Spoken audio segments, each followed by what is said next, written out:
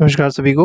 देखिए यहाँ पर हम लोग एक बहुत इंपॉर्टेंट मल्टीपल चॉइस क्वेश्चन का सेशन लेके आए हैं। इसमें हम लोग सैम्पल पेपर को डिस्कस करेंगे जो कि साइंस ओलंपियाड का है, 2025-2026 का है ये।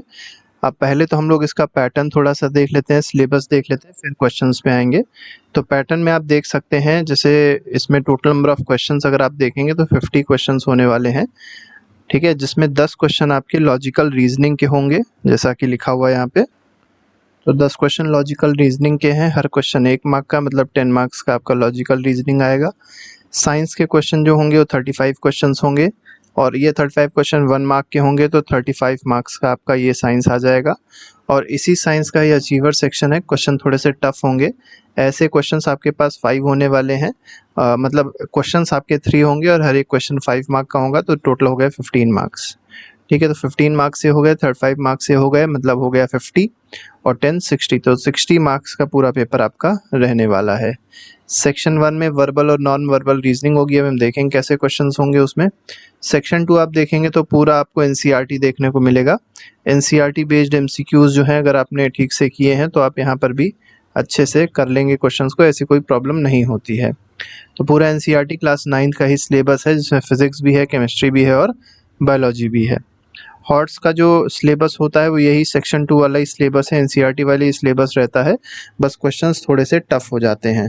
ठीक है, तो चलिए स्टार्ट करते हैं बिना टाइम वेस्ट के। फर्स्ट क्वेश्चन देखेंगे, विच of the following Venn diagram best represent the relationship among soldier women and Indians. तो देखिए, सोल्जर वुमेन और इंडियंस में आपको बताना है कौन सा इसमें रिलेशनशिप जो है वो दिखा रहा है। तो देखिए, सोल्जर जो है वो कई सारे सोल्जर्स ऐसे होंगे जो वुमेन होंगी। ठीक है, तो सोल्जर्स जो हैं, जैसे मान लीजिए सोल्जर ले लिया, तो कई सारे सोल्जर जो हैं वो वुमेन होंगी, तो ये मान लीजिए वुमेन है, ये सोल्जर है।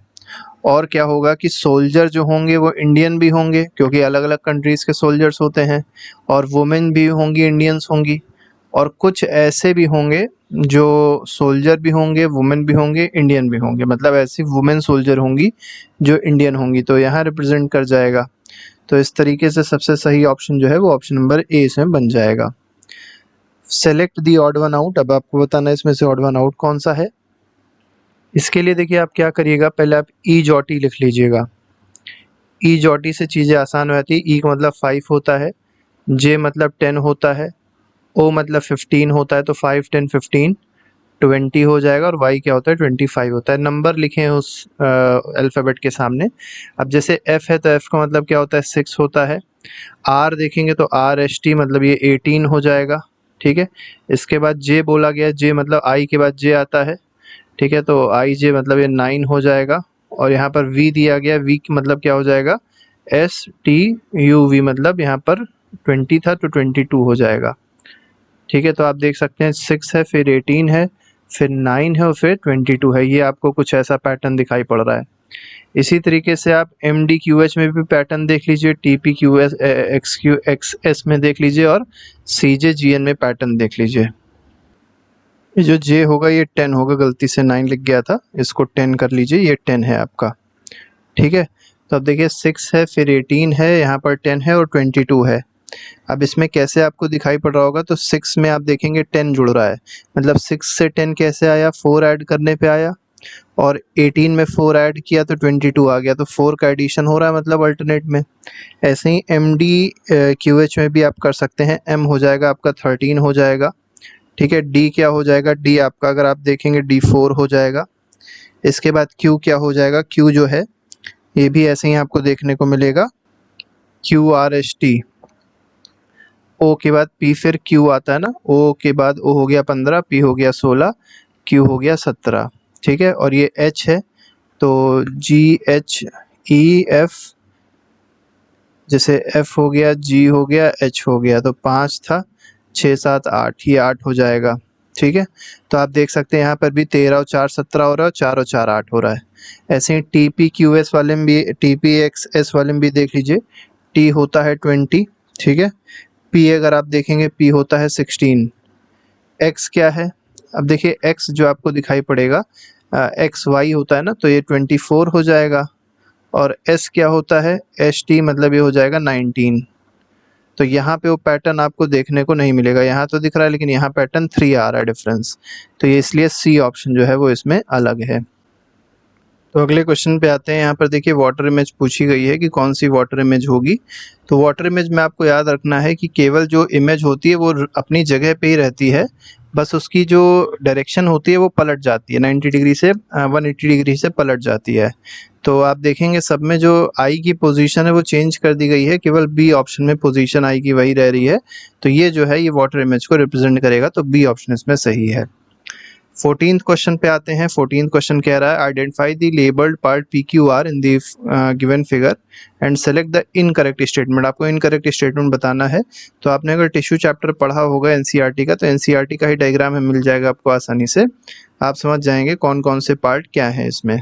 तो and wall of P is perforated, तो जो पी है उसका एंड वॉल जो है परफोरेटेड होगा with numerous pores and it does not have any nucleus, बिल्कुल सही है। Q is metabolically active, ये जो Q है ये metabolically active दिया गया है, सेल है। that helps in conduction of food material, तो ये mainly phloem की बात हो रही है। R is parenchymatous cell that helps in storage of food, तो R जो है parenchymatous cell होता है, ये mainly storage of food में help करता है। इसमें जो D ऑप्शन है वो गलत है, बाकी सारे ऑप्शन सही हैं इसमें। 5th क्वेश्चन देखिए क्या कह रहा है, which of the following is not a man made cause of pollution. तो इसमें से मैन मेड कॉज पोल्यूशन का कौन सा नहीं होगा। तो पॉलन ग्रेन जो है ये नेचुरल कॉज है, बाकी बर्निंग ऑफ फॉसिल फ्यूल भी मैन मेड कॉज है, डिफॉरेस्टेशन भी मैन मेड होता है और एमिशन ऑफ एरोसॉल भी मैन मेड कॉज होता है। 6th क्वेश्चन देखिए क्या कह रहा है। 6th क्वेश्चन में कहा गया है two particles m and n have the composition as shown in the table। तो यहाँ पर आपको m और n दो पार्टिकल दिए हैं और इनकी अलग अलग कंपोजिशन दी गई है, इलेक्ट्रॉन दिए हैं, न्यूट्रॉन दिए और प्रोटॉन दिए हैं। उसमें इलेक्ट्रॉन्स 10 है और प्रोटॉन्स 11 है। तो क्योंकि प्रोटॉन्स ज़्यादा इलेक्ट्रॉन से तो ये कैटायन होगा, पॉजिटिवली चार्ज होगा, बिल्कुल ठीक है।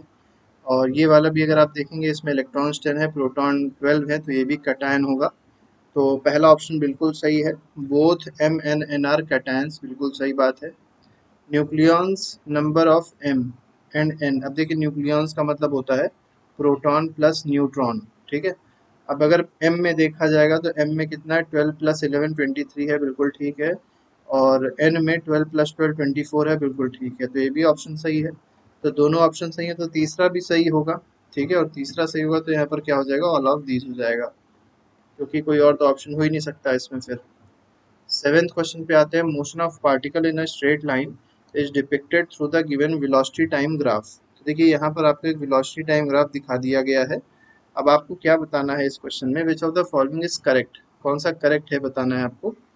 तो देखिए वेलोसिटी टाइम ग्राफ जब भी आपके पास हो, ठीक है, और आपको क्या निकालनी हो, डिस्टेंस निकालनी हो, तो आप क्या कर देंगे, एरिया निकाल लेंगे उस रीजन का, तो आप लोग को डिस्टेंस मिल जाएगी। तो distance travelled by particle in duration 6 second to 18 second. अब देखिए यहाँ से यहाँ ये जो आपका है 6 सेकेंड है और ये आपका 18 सेकेंड है, तो आपको दिखाई पड़ रहा होगा ये एक ट्रेपेजियम टाइप का बन रहा है, ठीक है।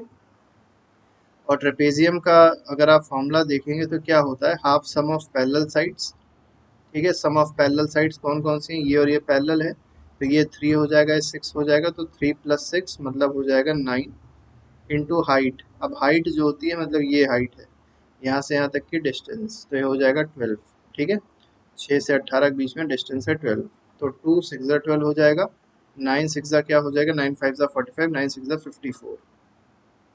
तो इसका मतलब क्या हुआ, पहला ऑप्शन में अगर आप देखेंगे 54 मीटर आ रहा है आपका। और यहाँ दिया क्या गया है, distance travelled by particle in duration 6 second to 18 second में डिस्टेंस दी गई 50, ये गलत हो जाएगा तब।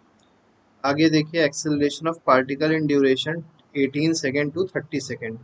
अब 18 से 30 सेकेंड मतलब ये वाला ड्यूरेशन आपको दिया गया है, इसमें आपको एक्सेलरेशन बताना है। तो एक्सेलरेशन होता है final velocity minus initial velocity upon time होता है। तो देखिए फाइनल वेलोसिटी कितनी थी आपकी, यहाँ पर 0 है, ठीक है, 0 हो गई वेलोसिटी। इनिशियल वेलोसिटी आपकी 6 है, तो 0 - 6 अपॉन क्या हो जाएगा, ये मेनली रिटार्डेशन हो रहा है यहाँ पर। और ये जो डिस्टेंस है आप मतलब ये जो टाइम दिया है ये आपका 12 है, 12 सेकेंड है ना, तो आप यहाँ पर 12 से डिवाइड कर देंगे तो ये 0.5 आ जाएगा। तो बिल्कुल सही है, -0.5 मीटर/सेकेंड² दिया है, तो सेकेंड ऑप्शन बिल्कुल सही है। जहाँ फर्स्ट है उसको तो आप सीधे सीधे कट कर दीजिए, ये भी कट हो जाएगा, क्योंकि सेकंड सही है तो इसलिए बी ऑप्शन इसमें सही हो जाएगा। आगे बढ़ते हैं। तो मतलब आपको सारे ऑप्शन नहीं टिक करने हैं, थोड़ा सा आपको ऑप्शन देख के भी आंसर को लगाना होता है। 8th क्वेश्चन देखिए क्या कह रहा है। Mohan is driving a car with velocity v on road and suddenly sees a broad wall in front of him। देखिए एक कार को ड्राइव कर रहा था और सामने उसको एक दीवार दिखाई पड़ी। कितनी दूरी पे है दीवार? r डिस्टेंस दूरी पे है। ठीक है। he has two alternatives, either to apply brake instantly or to have a sharp turn। तो दो ऑप्शन है इसके पास में। पहला ये है कि ब्रेक या तो अप्लाई कर दे, और दूसरा है कि एक बहुत बड़ा सा टर्न ले ले। क्वेश्चन क्या पूछा गया है? क्वेश्चन कह रहा है which of the following correctly represents the course of action taken by Mohan and reason behind it to avoid direct strike with the wall. तो आपको बताना है मोहन ने क्या किया होगा और ऐसा क्यों किया होगा। तो Mohan should take a sharp turn as it will be easier for a moving car to turn and avoid collision because turning will require less amount of force to be applied। क्या टर्निंग में less amount of force लगेगा? नहीं, ये तो गलत है। ठीक है, टर्निंग में लेस अमाउंट ऑफ फोर्स नहीं लगेगा। इसमें जो सही आंसर है वो बी होगा। Mohan should apply brakes instantly as it will require less amount of force to be applied. बिल्कुल सही है, बी सही है। ठीक है, क्योंकि जब टर्न लेगा तो उसको M V square by force का एक्स्ट्रा फोर्स लगाना पड़ेगा, M V square by R का। और क्योंकि कार जो है कांस्टेंट वेलोसिटी चल रही है, इसका मतलब एक्सेलरेशन नहीं है। अब एक्सेलरेशन नहीं है तो इसलिए मतलब एक्सेलरेशन जीरो है, तो आगे की ओर जो नेट फोर्स लग रहा होगा वो भी जीरो होगा। ठीक है, तो इसलिए फोर्स यहाँ पर जो लगा मतलब रोकने के लिए गाड़ी को लगेगा वो कम ही लगेगा, ज़्यादा नहीं लगेगा। केवल फ्रिक्शन फोर्स को रेजिस्ट करना है। ठीक है, मतलब जो फोर्स फ्रिक्शन फोर्स है वो उसको रेजिस्ट कर देगा आसानी से। 9th क्वेश्चन पे आते हैं। अचीवर सेक्शन है। अब यहाँ पर जो क्वेश्चंस हैं थोड़े से आपके टफ मिलेंगे और हो सकता है आउट ऑफ सिलेबस भी मिले। अगर आप सीबीएसई बोर्ड से हैं तो आपको क्वेश्चन थोड़े से आउट ऑफ सिलेबस भी यहाँ लग सकते हैं। जैसे पहला ही वाला क्वेश्चन अगर आप देखेंगे, अगर आप 11th क्लास में होते तो इस क्वेश्चन को आसानी से कर देते, क्योंकि क्या होता है यहाँ पर रिजोल्यूशन ऑफ फोर्सेस करना पड़ेगा। फोर्स को रिजोल्यूशन करना पड़ेगा, मतलब फोर्स को दो पार्ट में डिवाइड करना पड़ेगा जब भी ये इंक्लाइंड प्लेन वाला क्वेश्चन होता है। अब इसमें क्या पूछा गया, आपको एक पुली का पूरा सेटअप दिया गया है और पूछा क्या गया है कि एक्सेलरेशन ब्लॉक का क्या होगा। मतलब ब्लॉक किधर जाएगा, तो ब्लॉक तो सिंपल सी बात है, या तो नीचे ही जा सकता है या तो ऊपर ही जा सकता है। अब आपको हम एक तरीका बता देते हैं होता क्या है, हालांकि इसको करना थोड़ा सा कठिन हो जाएगा आपके लिए। जैसे ये अगर मान लीजिए हम लोग करेंगे क्या, इधर की ओर एक फोर्स ले लेंगे एम ए। ठीक है, इधर मान के चलते हैं हमारा एक्सेलरेशन ब्लॉक का इधर है। ठीक, और क्योंकि यहाँ पर देखिए एक टेंशन लग रहा होगा, टेंशन की डायरेक्शन हमेशा बॉडी से अपोजिट होती है। ठीक है, तो ये हमारा टेंशन की डायरेक्शन हो गई। लेकिन एक और फोर्स होगा जो लग रहा होगा नीचे की ओर, ये हो रहा होगा कौन सा, एम जी फोर्स होगा जो नीचे की ओर लग रहा होगा। और एम जी का ये वाला देखिए दो कंपोनेंट होंगे एम जी के, एक इधर की ओर होगा और एक इधर की ओर होगा। तो इधर वाला जो कंपोनेंट होगा वो थीटा पे डिपेंड करेगा, तो हो सकता है ये क्या हो, एम जी कॉस थीटा भी हो सकता है, एम जी साइन थीटा। आप देख लीजिएगा ये वाला एंगल क्या है। ठीक है, तो ये जो भी एंगल होगा उसी का कॉस थीटा आप ले लेंगे तो आपको वो मिल जाएगा। फिर आपको क्या करना पड़ेगा, ए की वैल्यू आपको निकालनी पड़ेगी। सारी वैल्यूज आपको दी हुई हैं, आप ए आसानी से निकाल सकते हैं तब। और क्योंकि फ्रिक्शन लेस दिया हुआ है इसका मतलब कोई फ्रिक्शन इसमें नहीं होगा। और ये जो टेंशन निकालना है, टेंशन कैसे निकलेगा, तो टेंशन यहाँ पर फोर्स दिया ही हुआ है 80 न्यूटन, इससे आप इन दोनों में टेंशन को निकाल सकते हैं। 40 न्यूटन हो जाएगा टेंशन एक में। ठीक है, तो ऐसे करके थोड़ा सा करना पड़ेगा। मतलब यहाँ पर 40 होगा, अब ये 40 दो पार्ट में डिवाइड होगा 20-20, फिर ये 20 दो पार्ट में डिवाइड होगा 10-10, और फिर 10 दो पार्ट में डिवाइड होगा 5-5, तो ये 5 आ जाएगा। अब यहाँ 5 है तो यहाँ पे भी 5 रहेगा, सेम ही वायर है तो यहाँ पे भी 5 ही रहेगा। तो 5 और यहाँ पे भी 5 ही रहेगा, तो टेंशन जो है 5 न्यूटन का टेंशन है। आप पूरा करना पड़ेगा, थोड़ा सा बड़ा हो जाएगा, स्पेस भी कम है। अगर आपको इंक्लाइंड प्लेन वाले क्वेश्चंस आते हैं तो आप इसको करने की कोशिश करिएगा। इसका हम आंसर बता दे रहे हैं, इसमें जो बॉडी है वो नीचे की ओर ही जाएगी और 4.5 मीटर पर सेकेंड स्क्वायर एक्सेलरेशन होगा। आगे बढ़ते हैं, 10th क्वेश्चन पे आते हैं। इसमें देखिए क्या कहा गया है, plant cell does not burst in hypotonic solution. अब प्लांट सेल जो होती है हाइपोटोनिक सोल्यूशन में बर्स्ट नहीं होती है। पूछा गया है रीजन क्या होता है। तो पहला ऑप्शन दिया है it's cell sap is more concentrated, नहीं मोर कंसंट्रेटेड नहीं होता है।